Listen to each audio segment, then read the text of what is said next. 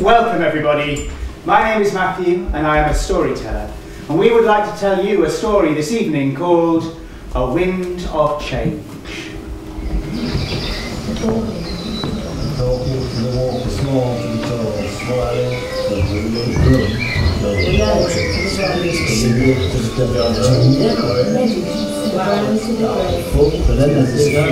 Sliding, slipping, snowballing to the flow, slowing to the something, spring, colour change, daffodil yellow, change.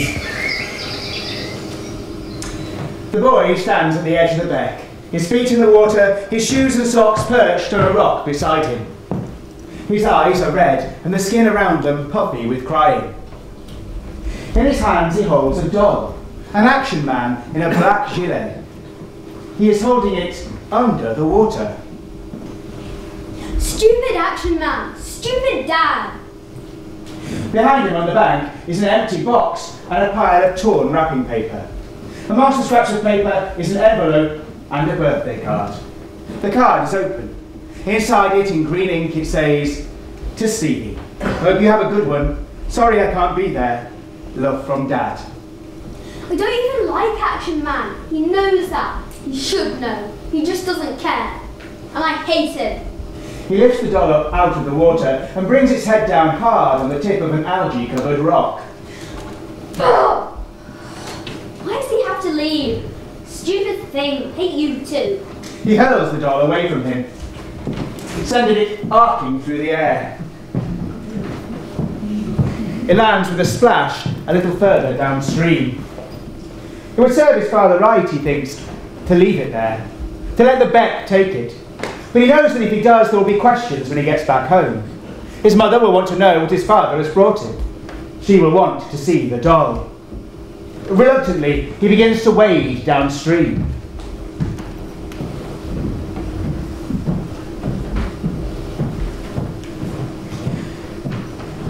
He's supposed to be having a party when he gets back home.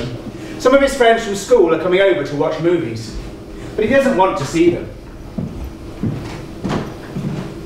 It is a week since his parents told him that they were splitting up. His father moving out of Meanwood, he and his mother moving in with his nan 2 streets over. Apparently they can no longer afford to keep the house any longer, although his dad can still find money to buy him a stupid doll. Why do things have to change all the time? Isn't that the way it's always been? Who said that? He can see no sign of anybody else. The only sounds are the birds in the trees and the thrum of the traffic on the far side of the cricket pitch. He turns and looks back the way that he has come. His shoes and socks are where he left them on the bank, beside the empty box and the torn up wrapping paper. He refocuses on retrieving the action man. Are you looking for me? He turns again, and this time he sees that he is not alone. There is a heron standing in the water. He has seen the heron before, further upstream, but he has never been this close before. It stands tall and elegant in the water, its head on one side, its beady yellow eye glaring at him balefully. There is something timeless and ancient and magic about the heron, something prehistoric, part dinosaur, part ballerina. He is holding his breath. Hello there? Hello, Mr. Heron. It's Mrs. actually. A sudden shaft of sunlight bursts through the trees, causing him to shade his eyes. Little specks of psychedelic colour dance across his vision. And then, in an instant, the heron has vanished, and in its place there stands the figure of a woman. Who are you? An understandable question. I'm a local resident of many years standing. A long time full of the beck. Who are you? The woman's hair is black, but streaked with strands of grey and white.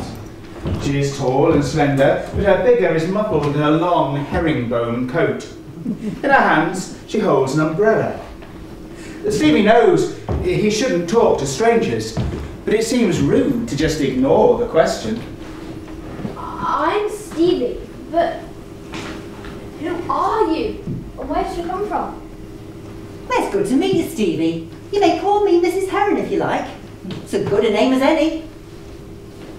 Yes, but But who are you? What are you? And where did you come from? Have you been here all this time?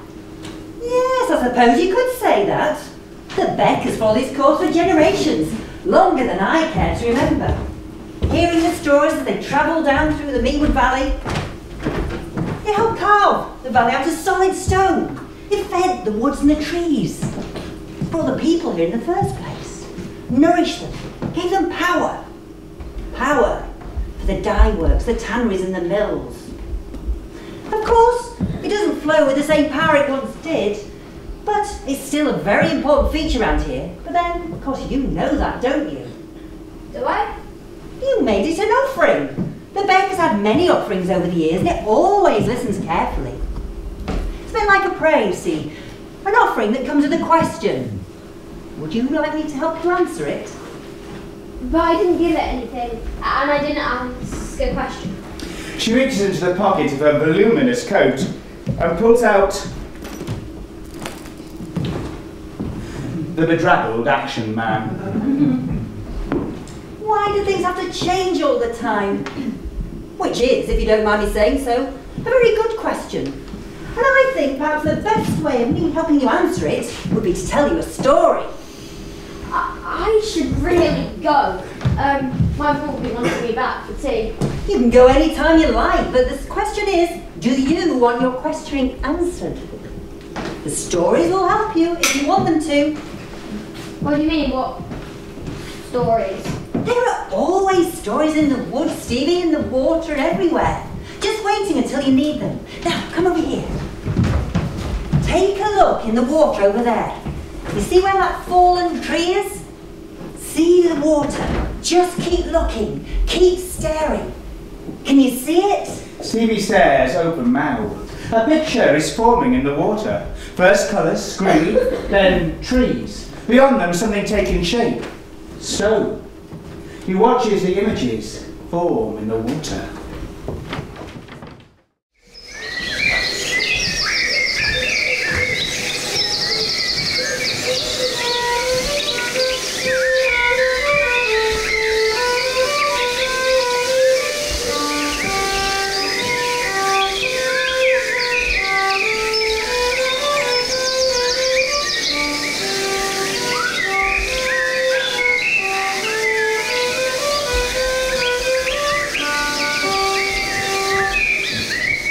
Once upon a time there was a house in the woods.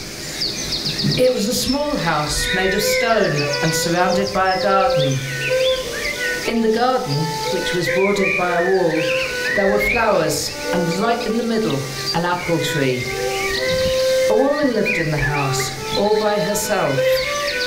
But the woman wasn't lonely, far from it. No, she never wanted for company. It was as though all the trees and plants in the wood were her companions. The primroses that grew in the hollows in the early spring. The green moss that climbed the quarry walls in the late spring. The bluebells under the beeches.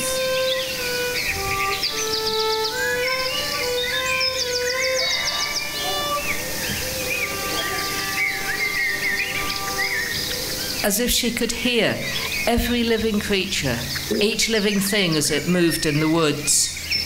The hop of a squirrel from one branch to the next. The woodpecker preening its feathers. The hedgehog burrowing in the dry leaves under the garden wall. The sap rising in the oak. In the beech, the ash. The woman loved her house. She loved the wood. The light twinkling through the trees on a summer morning. The bronze and gold of the path on an autumn morning. The frosted cobwebs hang across the bushes on a winter afternoon. She loved trimming the ivy off the walls of the house in the spring, watching the bees nosing around for the lavender, the breeze stirring the washing on the line. But most of all, she loved the apple tree, the blossom on its branches, and later on the way it lay like snow underneath. Every year was different. Some years there were more crocuses, or the daffodils seemed more yellow than usual. Or there were more magpies pecking at the blossoms. or the apples on the tree were bigger or smaller? Or more green. Or less green. Or the snowdrops the following spring were taller than the year before, in thicker clumps. So the woman in the house was never really alone. And besides, there were always dogs pressing their noses under the gate, and people. People walking by, talking, shouting to each other. She liked to hear what they said as they passed, especially the children. Wonder what it's like to live there. All by yourself in the woods? Must be brilliant. Must be lonely. Must be scary. Weird people live in the woods. It's not fair. I want to live in the woods. Yes, how come some people get to live in the woods and we don't? Look at the apples on that tree. I want to pick one. People were always peering over her wall, but she didn't mind. Sometimes, when she felt like it, when she was out in the garden potting or weeding, she allowed herself to get into conversation. There was a particular group of children who came every year to chat over the gate, but she only gave apples to the ones she liked. Up they ran, wet from playing in the beck. In the end, though, she always preferred the company of birds. The robin that was usually on the windowsill. The cocky little sparrows on the garden table. The pigeons in the tall ash across the track.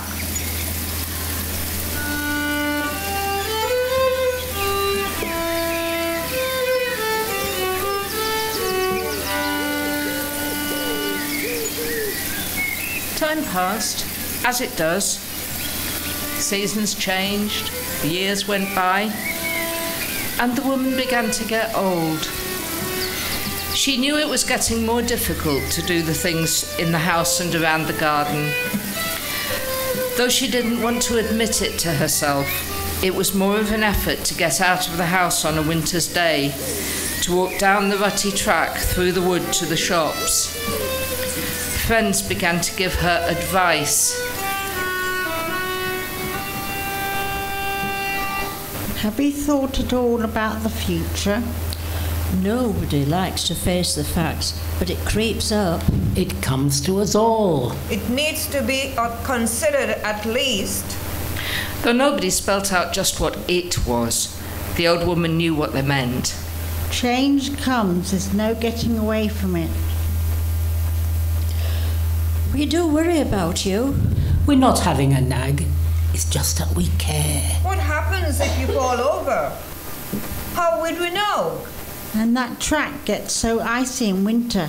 How will you get to the shops? And it wasn't just what they said to her face. She heard them talking in hushed tones on her garden path. Have you noticed? The house isn't as clean as it could be. I'd offer to help. Just come in once a week. But she wouldn't have it. There's no telling her. It wasn't as if the residential home was far away. The one that they found for her was really just across the park.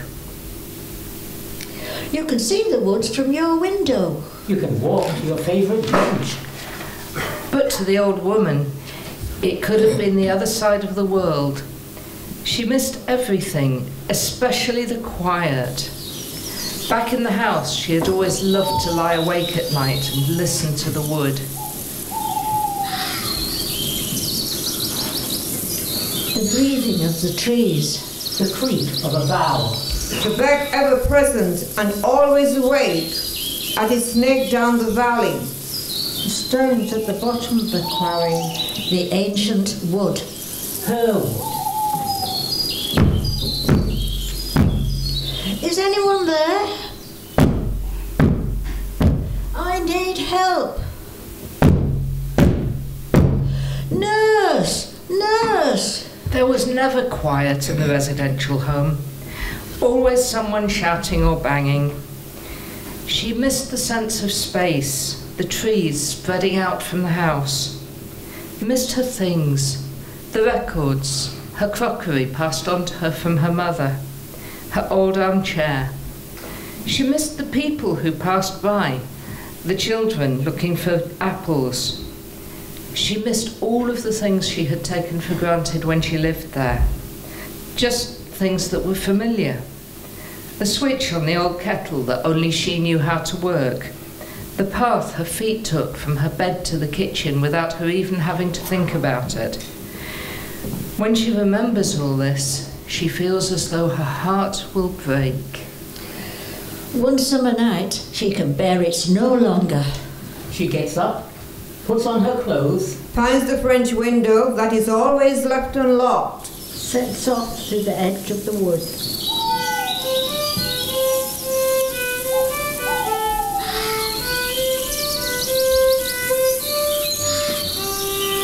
Beautiful night. longest night of the year. Big moon. Clear skies.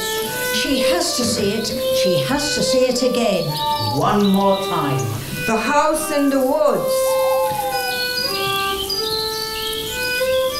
Her house. Her house. Her house. But when she reaches the garden wall, she sees immediately the piles of rubbish by the gate. The shrubs in the garden grown tall and wild. The roses sprawling over the front door, their stems blackened. 'Tis not the house. It's not her house anymore.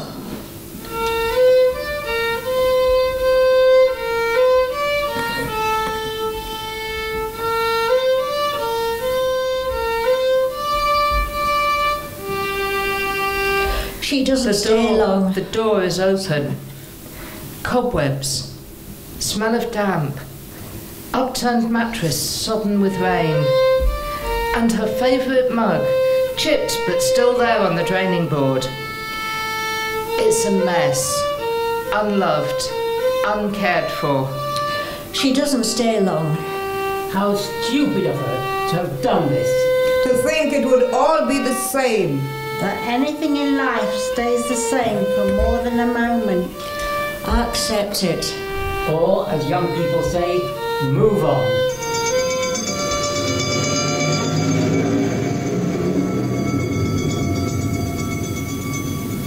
It's later. A week, a month. She can't remember how much later. There she is, lying awake one night as usual, when suddenly she becomes aware of a different light in the room. She gets out of bed, opens the window wide and looks out. Above the wood there's a glow, a reddish glow in the sky above the trees.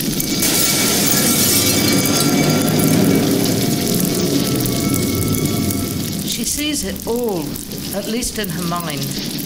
Or maybe it was a dream. The cracking of furniture in the heat.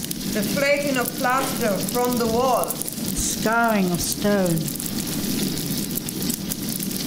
The singeing of the ivy round the bedroom window. The splintering of glass in the kitchen window. The melting of lino on the floor.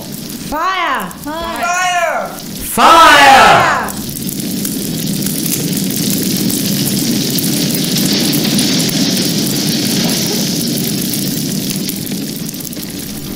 Next morning, smoke rising from the charred wood. Glowing ash. The smell of burnt plastic.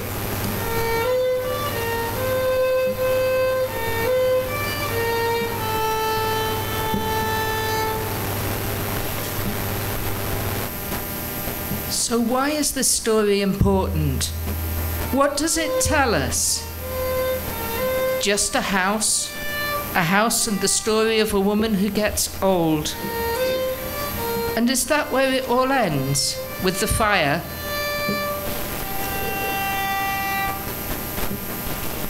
Not likely. I was there just the other day, and who am I? I'm just another Meanwood resident and a bit nosy, like most human beings are. You see, I often come walking in the woods, and I like to keep track of what's going on here. It's amazing what you can do with a few new timbers and a tin of paint. When I first went back to the house in the woods, a year after the fire, there was still a caravan in the garden and a builder's shed. The flower beds were mostly mud, and they'd only just started repairing the west wall. 6 months later, and they'd rebuilt all the walls and started on the inside. I thought I wouldn't like what they were doing. I loved the house as it was, as it used to be.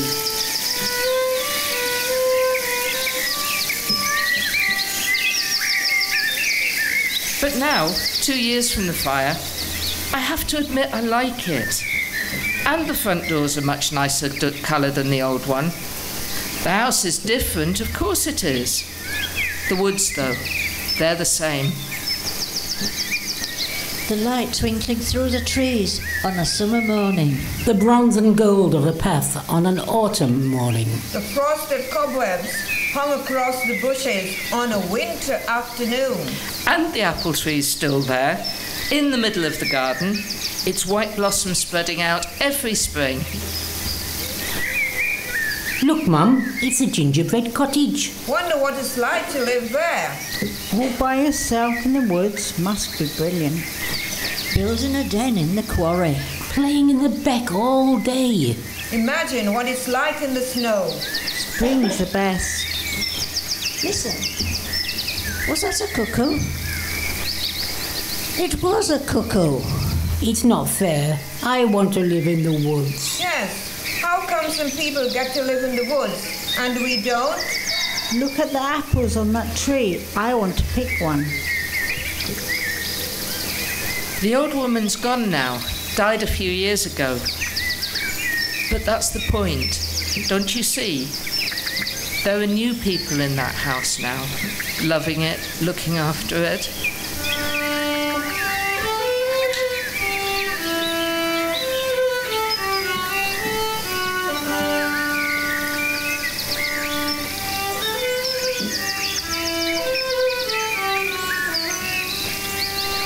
Life goes on, despite the changes, because everything does change. The course the beck takes through the valley, seasons, houses, people. Drop a twig in the river. Watch while it twirls away down the current.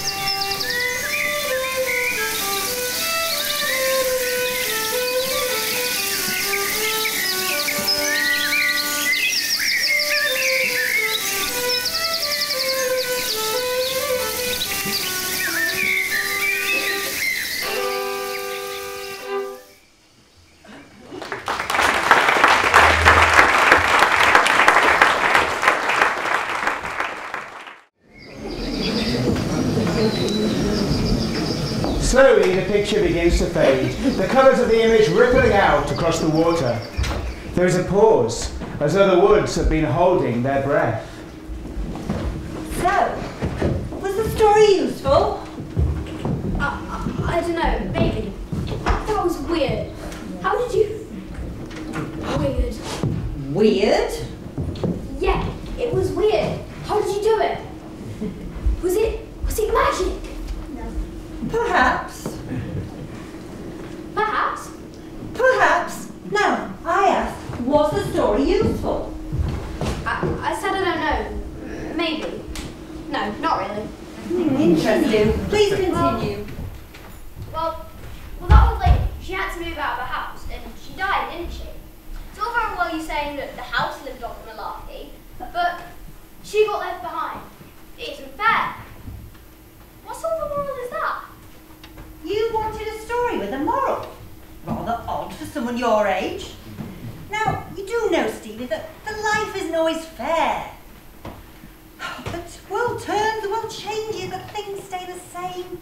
The trees grow, the trees fall, the beck flows. Yeah. I know the world is always changing. I mean, well, I've got to move out of my house. I've got to go and live with my nan. My dad's moving out. When am I even going to see him? Ah, is that what this is all about? Is that why you summon me? Are you angry at your dad? Yes. No, it's none of your business. And yet you summoned me. No, I didn't. Stop saying summon. I just threw a stupid toy into the river, and you stole it. That's not summoning. That's thieving. Usually when people summon me, it's because they want something.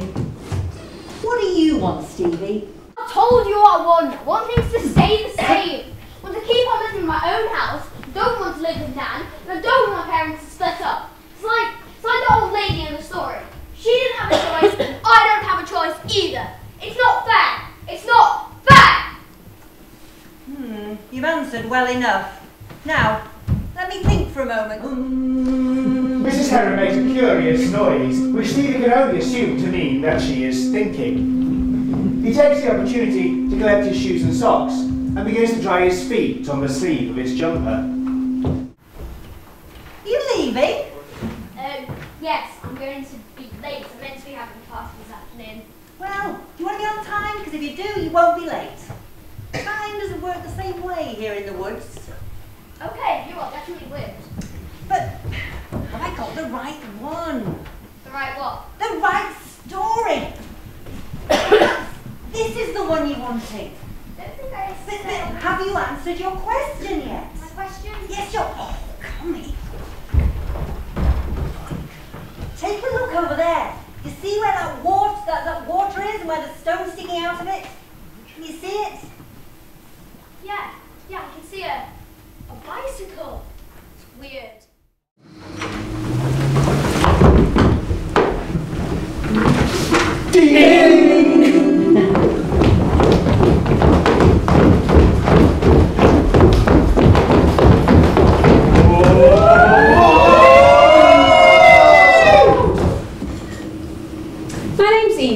And I'm a collector of stories.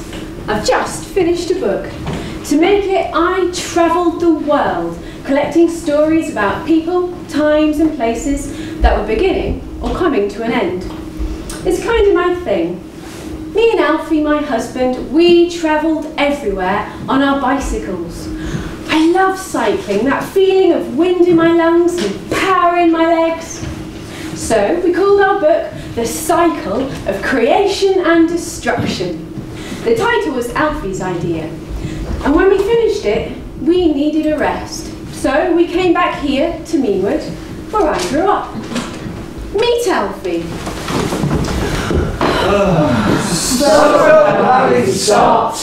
Oh, I'm a bit bored already. What? I just couldn't do it. I couldn't be still. So I got back on my bike and I rode. Have you ever been away from the place that you grew up for a long time and then came back? I spent hours remembering, but also seeing it like it was new. Every now and then I'd stop and chat to folks just to be friendly, although sooner or later we always started talking about creation and destruction. It'd become a habit. They knocked the old school down and built this new one. But they all had a better atmosphere, it was more relaxed. Shut up, the new one's actually clean. Well, there were more places to chill and hang out. It's loads better.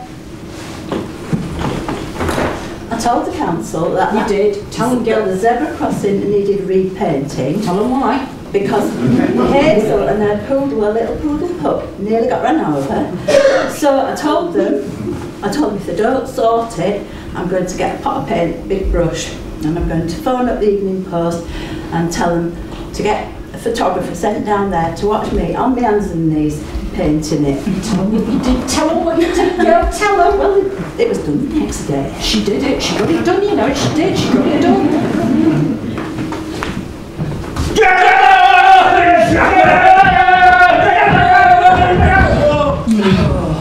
There's always been a playground at the end of the footpath through the woods. It was a perfect finishing point for the end of our adventures. If you went over the fairy bridge at the end and stopped at the circular drain covers, you could hear the low, rumbly sound of the dragon snoring. So when they got rid of the playground, it just wasn't the same. But then a while later, they put in a new playground, and it was even better for the end of our dragon hunting adventures. Highbury Cricket Ground was regarded with high affection by the cricketing community until time got the better of it in 2004. There were moves to reinstate it to Kirkstone. Football pitches. Council this, developers that. Then the fences went up. I've been campaigning to get it back into community use for years. It was lovely hearing these stories from the people in the place where I grew up, and I was just thinking that, listening to this lovely man tell his story about the old cricket ground, when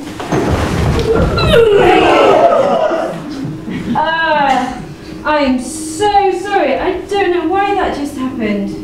It's all right. My wife was just the same. I didn't know what he meant at the time, and I felt better by the afternoon. But then it happened again the next day, and the next day after that. So then I was pregnant.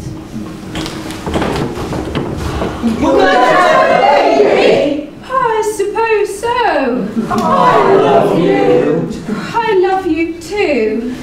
It's safe. What, having a baby? No, Evie, you cycle around with a bicycle all the time. You could have an accident. I collect stories, it's what I do. We were supposed to be having a rest. I am not giving up my work! I'll give it my bike if I must. Ooh, I'll just have to walk. It was then that I decided I'm researching my next book. I don't know what it is yet, but it's got something to do with things that have begun and things that have come to an end in Meanwood. Over the coming months, I spent hours walking every day, talking to people, researching maps and old photographs, sharing tea with people who remembered the past. I met Charlie. He was a poet who lived in Meanwood for 52 years. We'd meet in a lovely, homely cafe at the top of Meanwood. It was cheap and welcoming. This is a photo of me, back when it was Capitol Parade. I think the picture shows Margaret, the woman in it. Oh, lovely, thank you. I've had these copies made. They're for you.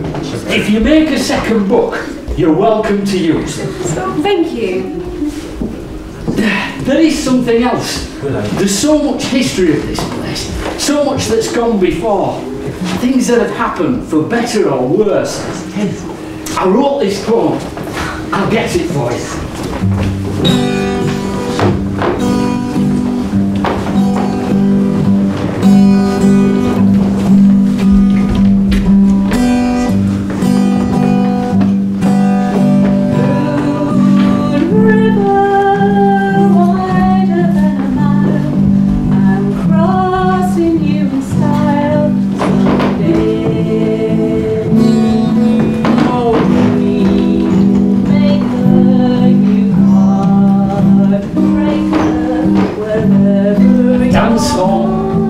Of the tracks, where couples hug tightly with sweat on their backs. Destination where love can dance, or a cinema screen that holds kids in a trance. Football in the car park, rugby in the field, cricket in the street, Gray's knees soon healed. Melbourne ales and Upton cat's whiskers, tram rides home as late night whispers. But time doesn't hold such things, dear. It's on to bingo, and Tannoy's calling, Brian to beer! Cars are at the junction, the boxers have stopped dodging. Now young couples come here to do their shopping. A disaster, a fire, a credit crunch crash. Hope down on its luck. But out of the chaos, a glimmering light, a marvel, a Waitrose comes into sight. French pastry, fresh coffee, house prices boom. For some it seems the place is in bloom. No longer the foxtrot, but trolleys instead. So where do we dance? romance dead. Oh, don't forget my soup. Nice to see you.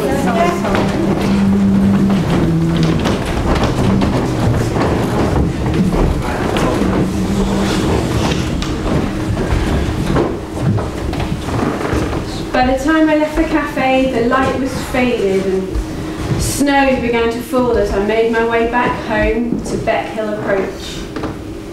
I felt lost.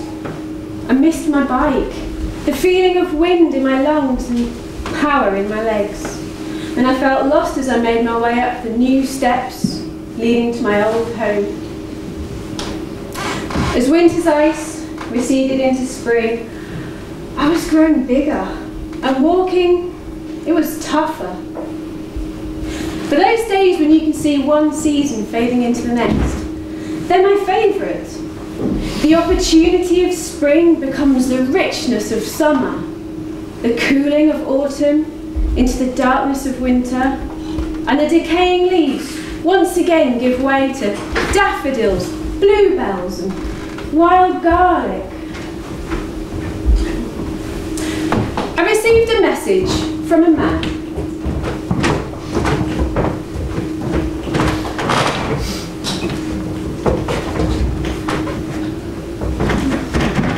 He asked me to meet him by the old Meanwood Park Hospital building on Woodley Drive. As I arrived, there was a commotion. An old dry stone wall had been knocked down by vandals, and some folks were gathering around it. Hello there. Thanks for coming to meet me. You're the lady who collects the stories, yes? That's me. Great, great. Because when I saw this was down this morning, I took it as some sort of sign. Because I haven't got long left, you see. And I need you to record this. Of course I record your story. Well, no, it's not my story. Well, not really. It's Alice's story.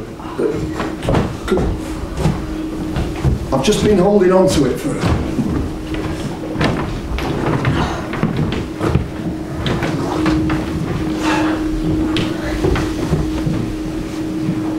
When I was a young man, I got a job for a few months working for an undertaker. Assistant funeral director, it was called. It was either that or sales. And I'd done sales, you know, door to door. Well, I'd done all sorts. I've never been an undertaker. I learned how to line coffins and do removals and perform solemnly. I learned a lot about life. The fellas who worked with us on the funerals were a well-turned-out collection of rascals, ex-coppers, firemen and the like. Once the service was going on inside, fags would come out and the tales would be told. Only one day, stories were interrupted by the reappearance of the boss. Lads, it's only me and Vicar. Well, he didn't have to say what else. Because, of course, we never got to meet him. All we knew about him was the turnout. If there was a good send-off from a big crowd that spilled out the chapel, then it was a sure sign of a life filled full of love, family and friendship. And here's this poor soul with not a one to see her off. Well, Vicar. Not right. So, fags out, we filed in, did right by her. Alice Mary Pick. And afterwards, and I'm not sure why I did it, I approached Vicar. Serious man, a good man, carried the weight of the world on his face. And I asked him if he knew about Alice. Well, we both finished that day, so he walked me up. In fact, we sat just there, right where them Herberts had brought that wall in. And he told me stories about this place, Meanwood Park Hospital, a colony for the mentally deficient. By all accounts, Alice was a bit of an odd lass. I mean, maybe she was slow to learn, or maybe folks just found her a bit strange, different. But her real problem was she got pregnant when she was 15, got put in colony. And once you were inside, it could be impossible to get out. She was there for the rest of her life. She was forgotten by the world. I've known a lot of good people working this place, good caring folk, but back in the 30s, she didn't have any more kids. And she never got to see the one she'd had. Because the world had forgotten her, I decided I'd remember her. I wrote her name down in a diary, Alice Mary Pick. And every year I got another diary, so every year I wrote it in again. And eventually I got a mobile phone. Put her in there. No number, but her name's there. And every now and then I'd come across it and I'd say, "Hello, Alice Mary Pick." Hello. But not for much longer, you see. And that wall they're so upset about, well, they marched the patients down here to build it. Forced labour, you'd call it these days. So, I appreciate it was a beautiful old thing. And I can understand why they're upset. But I'm not sad to see it go.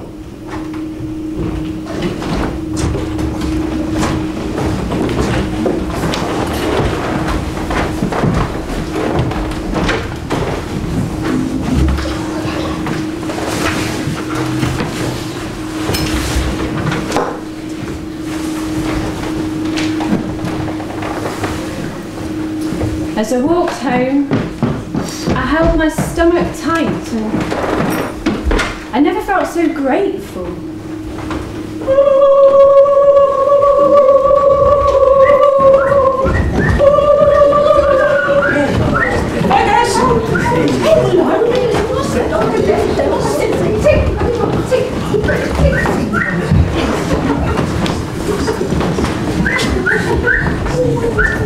Alfie, what's with all the secrecy? Why are you in the park? I could pop at any moment.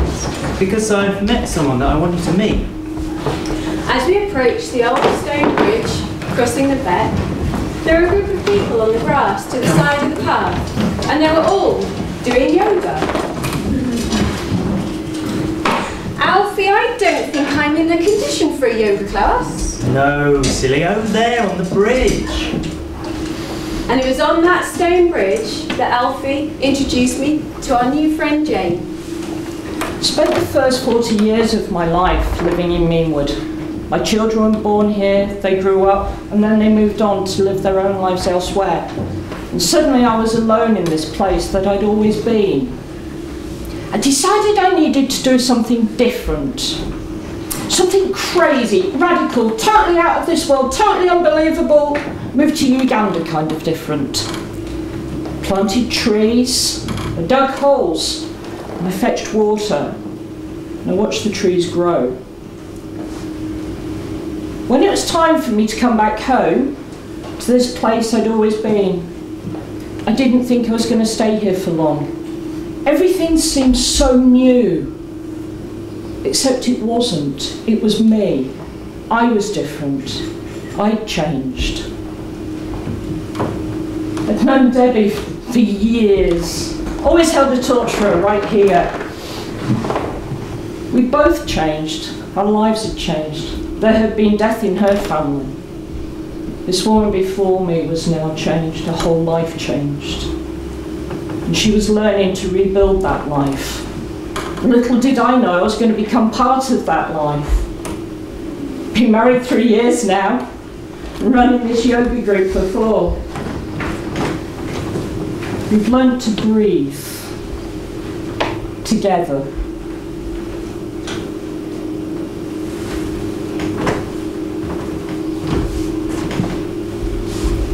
I felt like a rock falling through the air and splashing into the cool water of the beck. And as I plunged down, I sent ripples scattering across the surface of the water. But I wasn't the only rock falling, there were others, and their ripples joined mine in unknowable, unpredictable, strange, but beautiful ways.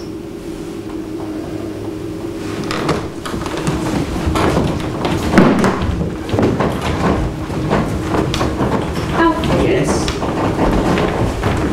When our child's full, can we start working on our next book together? I need to carry on. Of course we can, but I don't know how. It's all going to be so different. I don't know either, but that's okay. Over the next 2 weeks, Evie struggled to walk. It was so annoying. But we found things to do. We worked out how many miles you've walked over the last 8.5 months. 1,001 miles to make our baby.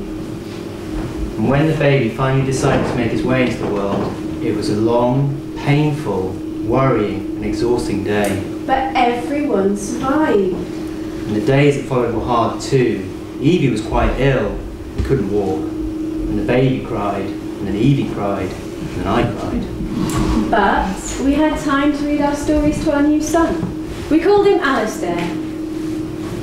You know, our new book, it can't be about beginnings and endings. We've moved on. We're going to have to get a car. A car with a cycle rack. Yes.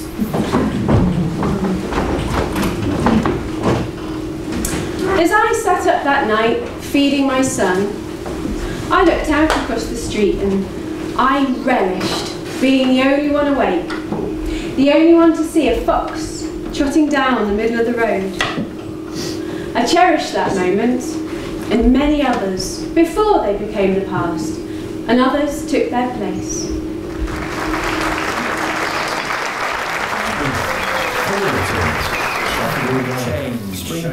Change. Once again, the colours swirl in the water. Slowly, the beck returns to its original state. Mrs. Heron tips her head to one side and gazes at Stevie with glittering eyes. Okay, you're not going to stop being weird, are you? Was that ever likely? So, what do you think that story was telling you? Well, I guess it was about things changing again. But what do you think it was telling me? The stories are the better for you, aren't they? Maybe, but I don't know what I'm meant to do with them. I just don't understand. Well, the stories are here to help you if you want to be helped. But how is it helping? I know things change, and I know there's nothing you can do about it. Maybe I should be more like the lady in the story and just go with the flow of things. But I don't want to. That's the thing. I just don't want to. Won't things be easier if you just do? And the opportunities... I don't care. I don't want to. I don't want to move house. I don't want my parents to split up, even if they don't like each other anymore. I like my house and I like things the way they are. And I know Nan really wants us to live with her, and I know that everyone's trying to do their best. But I don't care. I don't want to. I don't care. Well, if that was true, would you be shouting about it? Oh, it's so annoying! I'm not shouting! It just isn't fair. What does it even mean? You and your stupid stories, your stupid questions. You know, we should just shut up and go away. There's a brief flicker of light in the water, and then in an instant, Mrs. Heron is no longer there. Stevie looks around him in amazement. There is no way anyone could move that fast. But then again, he thinks, she is magic. Annoying, but definitely magic. Oh, boy. He isn't sure he likes her much, but her sudden disappearance makes him feel uneasy, as though he has lost something valuable. It is a strange feeling. The lurch in his stomach reminds him of the time he left his teddy on the train when he was little. Why he should feel the same way now about the vanishing of this annoying woman, he cannot say, but the feeling is there nonetheless. The teddy had been a gift from his nan when he was very small, and for a few years had been his constant companion, accumulating stains and sticky patches and gradually growing crispy around the ears from being left too close to the gas fire. It had turned up eventually in the sorting office in Nottingham. His dad had driven all the way over there to pick it up. It had been cheaper than buying another ticket, apparently. It sits now on the end of his bed, its pale orange eyes watching over him as he sleeps. And now his dad is gone, or at least not at home anymore. And now this strange woman has disappeared as well. It isn't fair. Nobody asked me what I wanted. Everyone just decided. Everyone just decided behind my back. And I hate them. Everyone just changes things. Why can't I change things? He turns once again and sees that the colours are once more swirling in the water of the beck. Red this time, and something taking shape.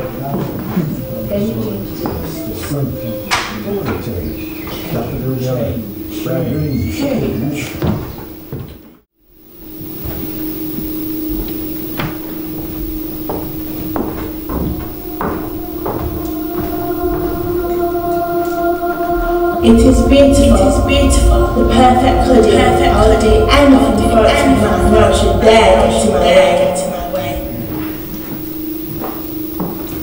Julie runs a clothes shop. It's nice, but a little tatty round the edges. She loves it, but it is desperately in need of being done up a little bit, and that'll mean closing for a few days. So she's decided to hold a meeting with everyone who works there, to decide when that should happen, so she doesn't upset anyone. Julie hates arguments. According to an ancient Roman philosophy, anger is merely the excess of optimism, the silly belief that everything will go your way. They say you should spend some time every day thinking about what might go wrong, so that you can't be surprised. We might not agree on the right day to close. I might get loud. Jaquela might come.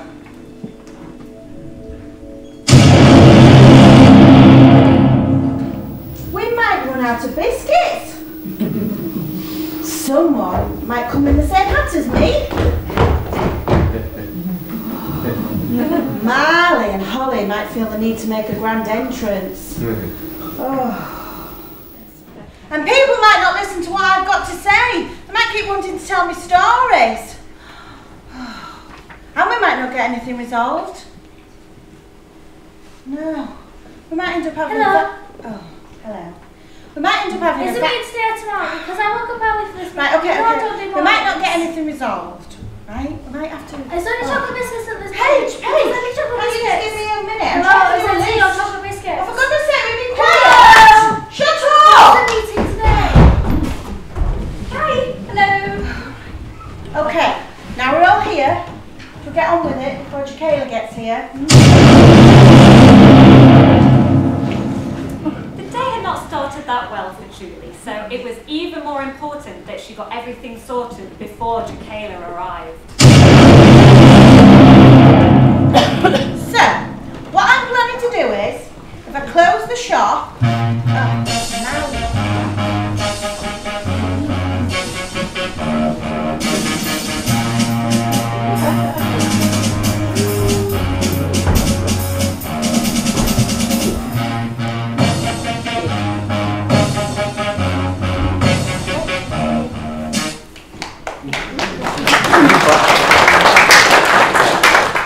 okay, so now you've made your grand...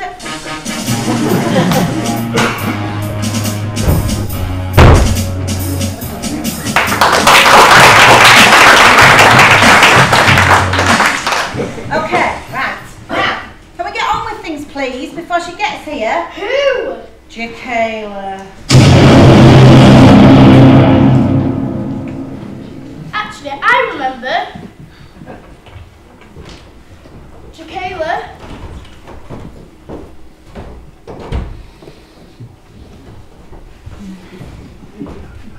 Wanted to go to the fair because it was the last day. So she asked her mum, and her mum said no, unless you ask her cousins. So she asked the cousins. Fair?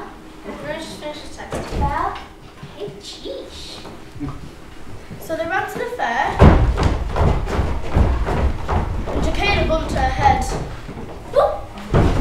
And the cousins started to laugh. Stopped laughing. They kept on running to the fair. At the fair, there was helter-skelters, there was teacups, there was hooker ducks, Teddy. The first ride that Kayla has been on before, she said, does it go upside down? Does it go upside down? No. And she said, are you sure? Are you sure? Yes. So she went on the ride, but first had to get measured.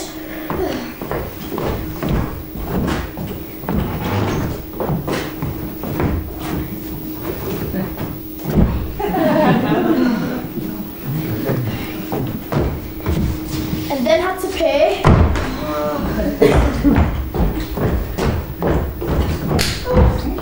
Here you go.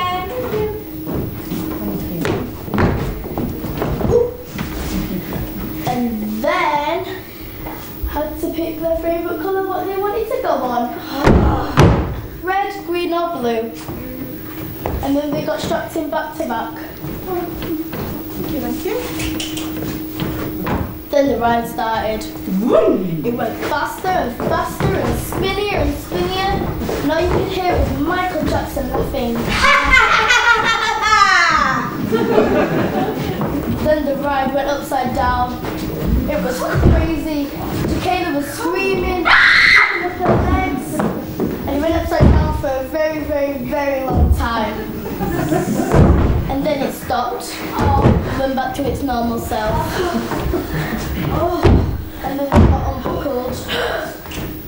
Thank you. Then Kayla was shaking. She stared at her cousins like a rhino. Chased them. Run. Come here! And she chased them all night that she was angry. Yes, I know. And that's why we need to get on with it. I remember. Okay. Go. Supposed to be the director, but At the shop,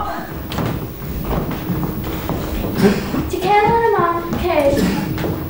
They started wearing clothes racks. Then she stopped and went really weird.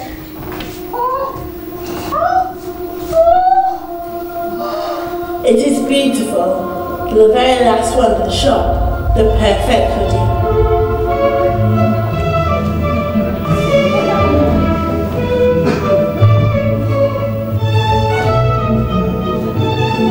Then her mum said it was time to leave.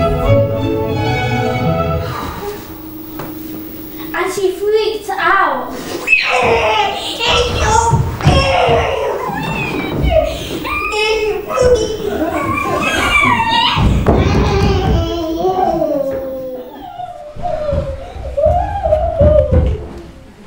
Things were not really going to plan, and Julie was running out of time. Will you all please be quiet? I have something I want to say! Julie, I don't like how you raise your voice to us like that. I think you owe us all an apology. Yes, well, I don't care what you just want to do. Look at Holly. She's really upset. Kayla will be here soon.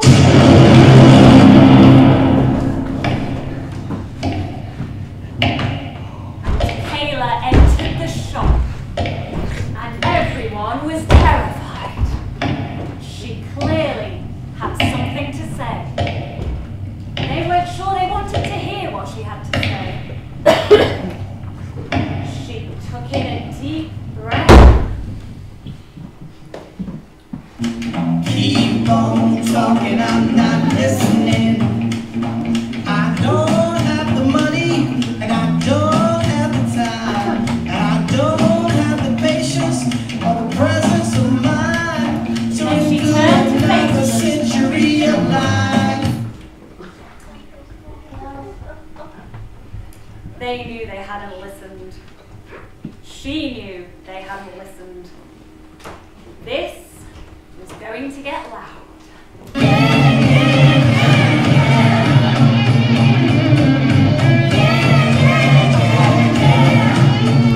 Then Kayla grabbed hold of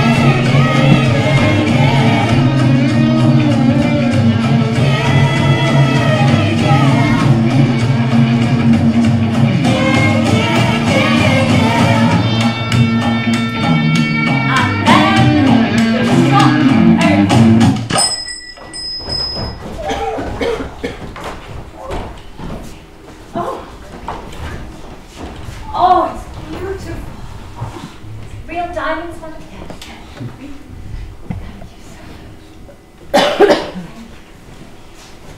Can I buy this, please? The last one on Monday.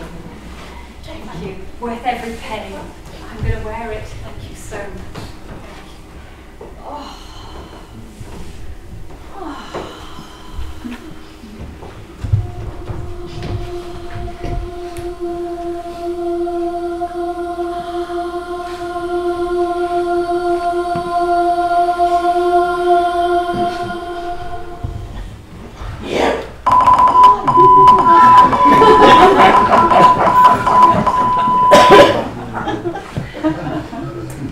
Truly never did get to have that conversation about the refurbishment, and Kayla didn't get her hoodie. In fact, she was so embarrassed about what happened that she hid herself behind one of the clothes rails. And some say she still lives there now.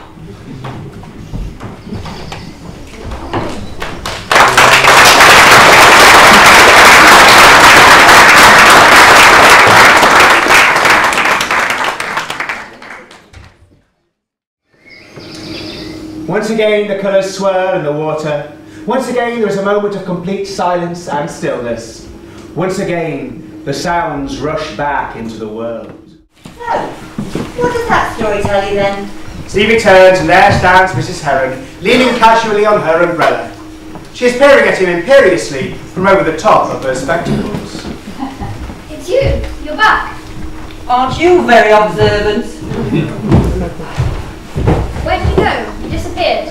I left, as requested. Oh, yeah, I suppose. I'm sorry. You're a bright boy, Stevie. Not stupid, but I do find you rather rude. You don't have to be here, you know. Yeah, sorry. I was just really, really angry. Yes, I was aware of that. Hope you feel better for all that shouting. No, I just feel silly, really. Well, I wouldn't bother feeling silly. Better out than in, that's what I say. But has shouting at the beck changed anything? No, not really. Stevie, can I ask you a question? Go on. Would it really be that bad living at your nan's? No, I really do like her. And, well, she's always telling stories, like you. Except, well, her stories were always about the boyfriend she had in the 70s.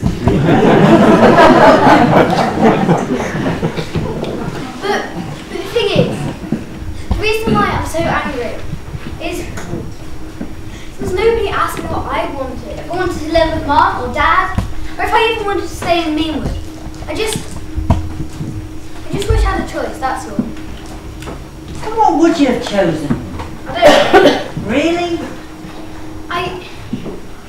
Mum and Dad not living together shouldn't mean that, well, I don't get to still spend time with my dad, and that he can't turn up to events like, well, my birthday. Ah, yes, now I see. But it doesn't matter. Everything's been decided now. Are you sure everything's been decided? I think so. Excellent! What? I think I found the right story. Stevie, can you stay for just one more story? Come on.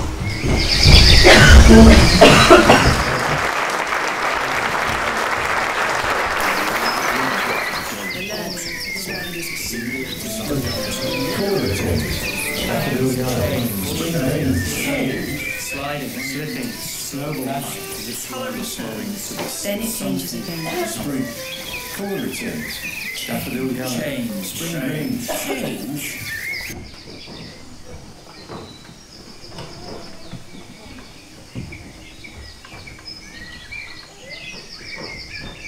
It begins in a packed hall. Each eye is on the stage. Every ear is pricked up, waiting. And then it comes.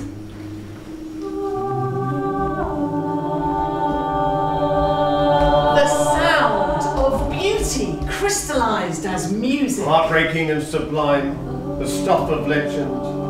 Belief is well and truly beggared.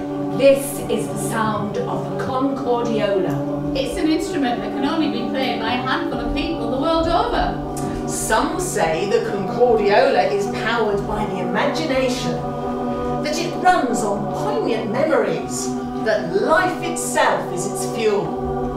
In any case, it sounds bloody fantastic. Josie's late.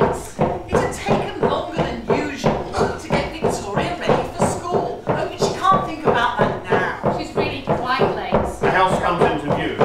She has checked the address a dozen times. She prays that she is mistaken.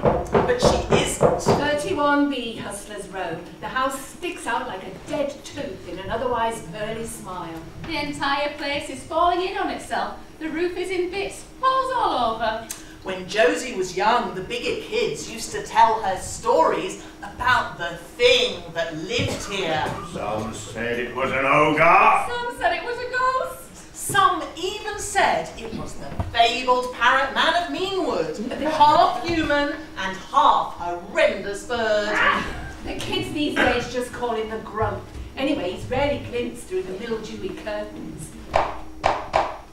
Josie is usually relentlessly positive, the happiest of hearts, but right now she's nervous.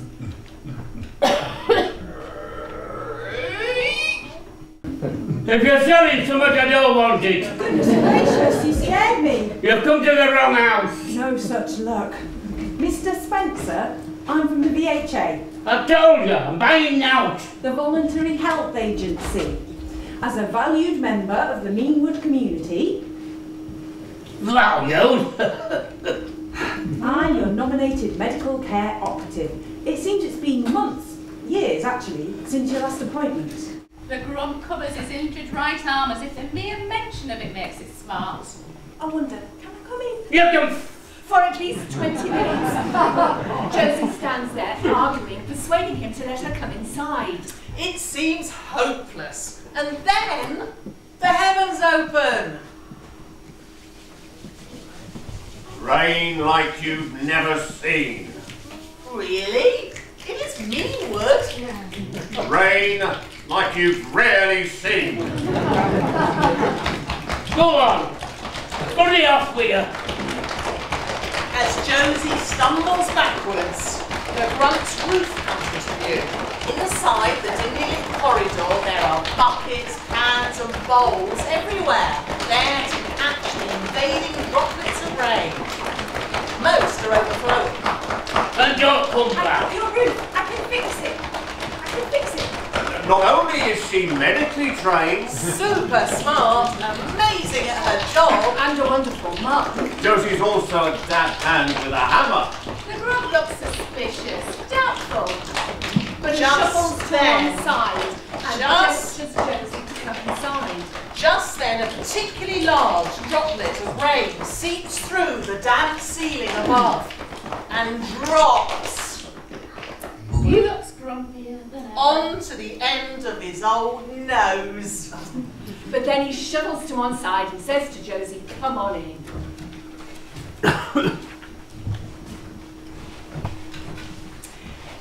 It takes 6 weeks to fix the roof. Even when you're a dab hand, a massive hole is a massive hole.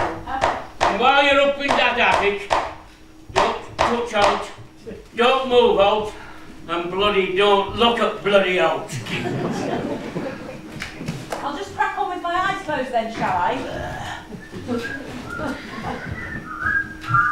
No whistling! I'm singing in No the singing rain. Just singing. No singing! Definitely no singing. At each visit, Josie tries to persuade the Grump to let her look Bugger off! at his injured arm. Josie doesn't know how the injury occurred, but it looks serious. He's obviously in a lot of discomfort, and the grumpier he gets, the more pain he seems to be in. So 6 weeks go by, and then whether as a thank you for mending his roof, or whether Josie's relentless positivity had just worn him down, The Grump lets her look at his right arm. She massages it and shows him a series of exercises that they can do together. Next time I'll show you this trick I learnt at Pilates. It'll work wonders. and the Grump doesn't refuse. That's progress. Indeed. You did have to make a bloody noise. I'll have to I'll see you next time. Victoria, Josie's 9-year-old daughter, is having a hard time at school. Really hard. She's a quiet girl. Well, that's an understatement. Victoria is silent. Entirely. It's a relatively new thing, last few years. I mean, Victoria was a typically squawky baby, a typical jabbery toddler. But then when she started school, when she started to understand the world a little, With catastrophes and sadnesses and injustices. she grew quieter and quieter, and then she started being bullied, picked on. It was just little things at first, but little things fast became bigger things, and before long, Victoria was miserable. It broke Josie's heart. Kids can be cruel. On her 8th birthday, Victoria stopped talking altogether, and it's been over a year since she said a word. And Josie's worried. In the past few months, Victoria has run away from school 3 times, been involved in 2 fights, and then the other day... The day when Josie was called away from the Grump's house. Victoria had apparently made a rather rude sign at her teacher, Mrs. Hopkins. Josie doesn't like Mrs. Hopkins. But still, she is Victoria's teacher. The incident had happened when Mrs. Hopkins was telling her class about the upcoming talent pageant. In 6 weeks' time, the CEO of the Northern Schools Network would visit Meanwood. Every child was expected to perform a turn. The school, like so many others, is overcrowded, so every child had to prove their worth. What better way? When she announced this, Mrs. Hopkins had taken a sideways look at Victoria and said, for some of you, finding this talent will be easy, but for others... And Victoria had given her what for, using a particularly spicy gesture. So Josie had taken her off school for the day to try and figure out what to do. And now as Josie hurries towards 31B Hustlers Row with Victoria in tow, she wonders what the Grump will say. Maybe she should just tell him the truth. Just say... This is Victoria, my little girl. She doesn't speak. She's picked on every day by kids who should know better. And now, to make matters worse, she has to take part in a compulsory talent show. And I've been racking my brain to think of a talent that doesn't involve speaking or singing. And the only thing I can come up with is juggling, but she's hopeless at it. I mean, really rubbish. So I know this isn't ideal. But I'm at my wit's end. And she's my daughter. No, please. Surely the Grump will melt a little at this. Who the hell do you think you are? Oh. What are your fingers? If I'd wanted dozens of brats crawling around there, I lived in a bloody show. And you can shut that window. Them birds are doing me bloody head. Tweet, bloody tweet. And you want reporting. You want to lighten up. Move your hand this way, that's it. She's a good kid. You won't even know she's there. Oh, you felt that? Of course I bloody felt it. It's my arm. It's attached to me, isn't it? That means it's working. I don't know why I'm bothering. I wish you'd just sod off and leave me to it. I'm happy in here. I'm happy that everything else is out there. But your treatment is working. What happened, Bernard? To your arm, I mean. A calamitous clatter from the attic. Victoria! Josie fears the worst. The Grump struggles from his chair and follows her out of the room apace. The attic is clouded by decades of dust. And remote Josie sees her. Victoria is standing in the centre of the attic, among a pile of felled boxes and ancient household stuff. She's okay. The sight of Victoria's oops face staring out from the detritus makes Josie burst out laughing. And that makes Victoria laugh in her sweet, silent way. And then Josie sees the thing her daughter is holding, and she stops laughing. It can't be. They're not real, are they? She did hear a story once about one in Meanwood. But that moment the Grump arrives in the doorway wanting to... What the hell's happening? The grump spots the thing in Victoria's hand. Put that down!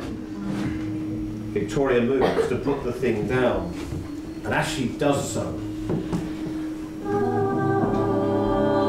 a breathtaking sound emerges from it. The grump stops in his tracks. Josie was right. It is a concordiola. Victoria stares at the instrument in her hands. The grump's face is fixed with astonishment, and there are tears in his eyes. There are tears in all their eyes.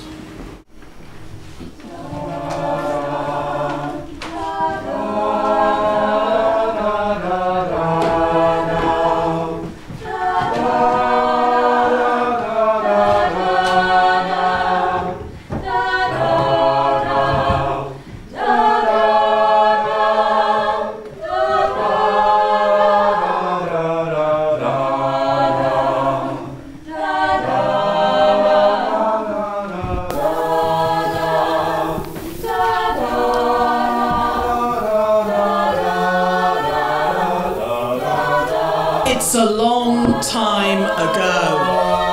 Bernard Isaac Spencer is backstage at the Leeds Town Hall, dizzy, quivering like raw clay on a potter's wheel. In 40 minutes, he has to take to the stage. This once shy lad has become the best concordiolist the country has ever seen, bringing joy to the people of Meanwood, Leeds, and soon to the world. The first half of the concert is underway.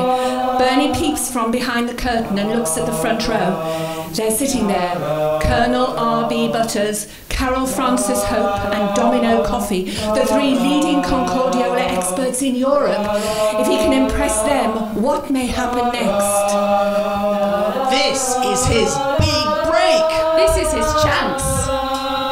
This is too much for Bernie. He dashes out into the Leeds air, taking a breather, taking his beloved concordiola with him. For comfort. And so no bugger nicks it. He nips into Marcia's sweet shop on Great George Street to buy a quarter of cherry lips, his favourites, even though they stick to his teeth. Their floral flavour makes him calm. As he leaves the shop, Bernie glances at his watch, 15 minutes to go to the second half. He starts to shuffle more quickly, and then it begins to rain.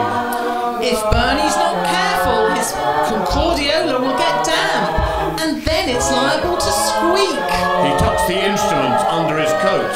He's not looking carefully enough at the pavement, at the curb. He slips and falls into the road. Concordiola bounces away from him. He doesn't think, it's automatic, he reaches out. He's facing the wrong way and doesn't see the car. It drives over Bernie's arm. There's a sound that he's never before allowed himself to remember. When he comes to, a concerned passerby is leaning over him, cradling the concordiola. He screams at her, snatches the instrument back. He tries to play a note. Nothing. A blinding sheet of white light flashes behind his closed eyelids. It's at this moment that Bernie realised he's in agony.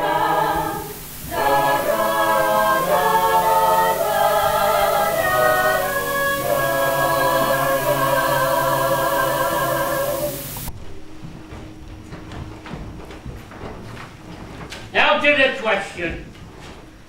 For 2 weeks, Josie has been trying to persuade the grump to teach Victoria the concordiola.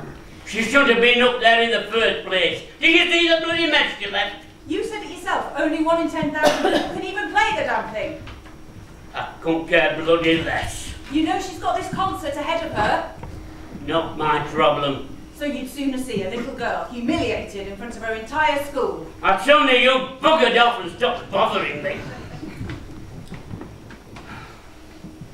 I'm sorry, Bernard. Just as you were about to transform your entire world, you were robbed of the thing you loved the most, your gift. It's awful, and I'm so sorry. But now you have the chance to change the world in a tiny way for someone else.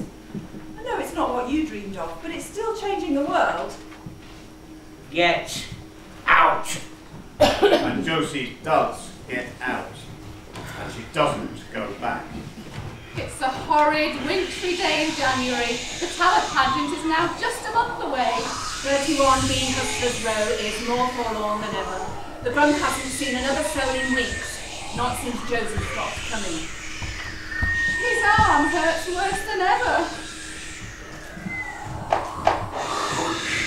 There, on the doorstep, is Victoria.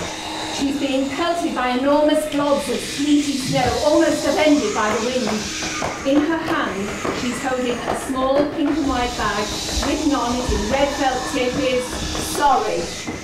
The flowery fragrance hits him before he sees the sea of crimson presents. Cherry lips. You'd better come in then, hadn't you? He makes her cocoa and wraps her in a towel. She plonks herself down by the fire to warm. Now shut that up and then you can off it. A fresh sheet of sleet smothers the window. And then the grump automatically looks at the ceiling. Dry as old bones these days, as good as new. He looks at Victoria again and leaves the room. When he returns, Victoria is wiping out the bottom of the mug with her finger and has quite an impressive chocolate moustache. The grump is carrying something under his arm. Now listen. Right. The first thing you need to know about playing the Concordiola. The lessons are awkward. They're slow. That first beautiful note that Victoria played in the Grump's attic.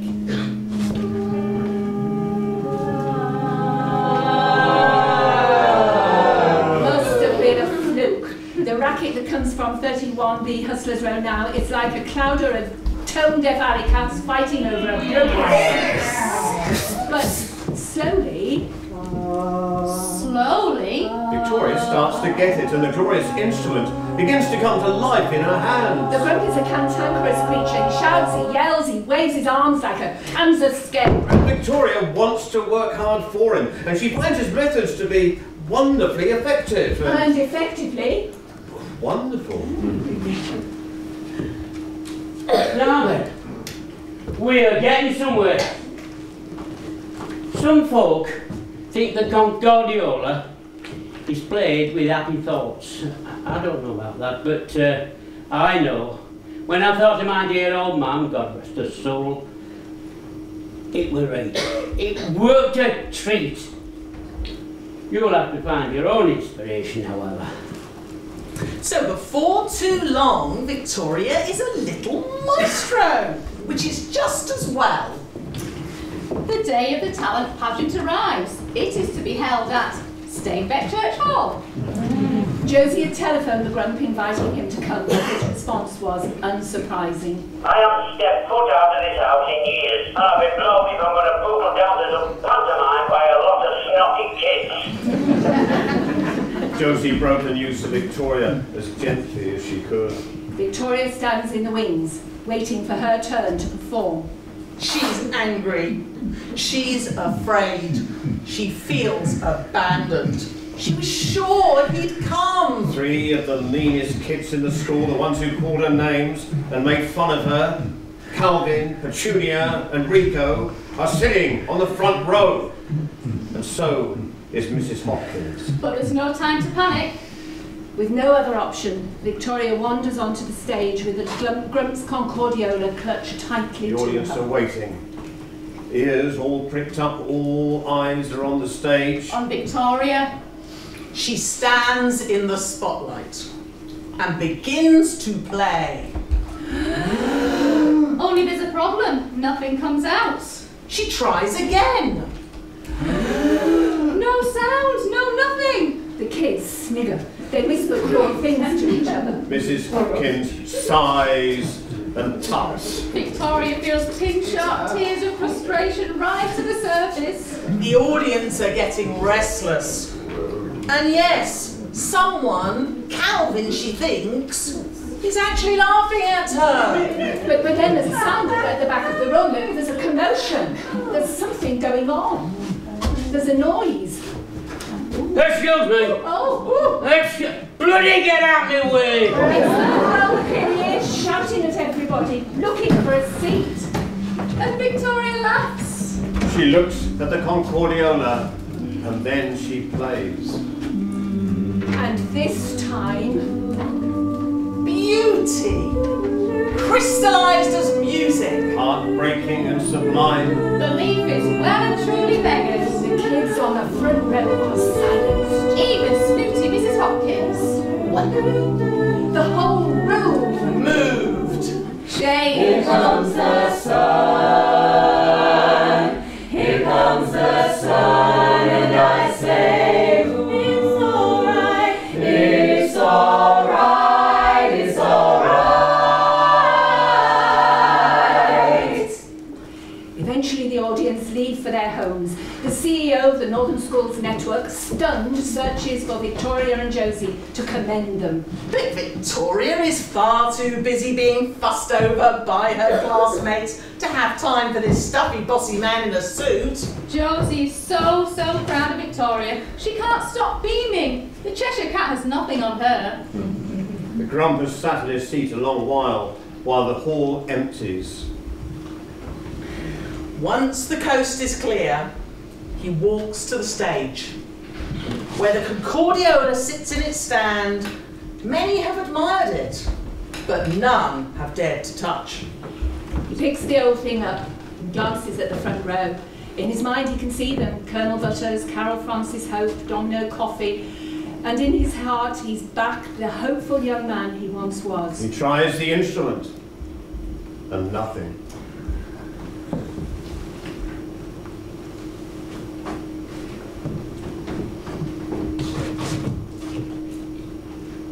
You did a good job out there, lass. It was, you made me right proud. Thank you. I've learnt a lot from you. She gives his hand a squeeze and scampers off, just like any other happy little girl. Bernie clears his throat. And probably a cold starting. Yeah. He puts the Concordiola in its case, and as he does,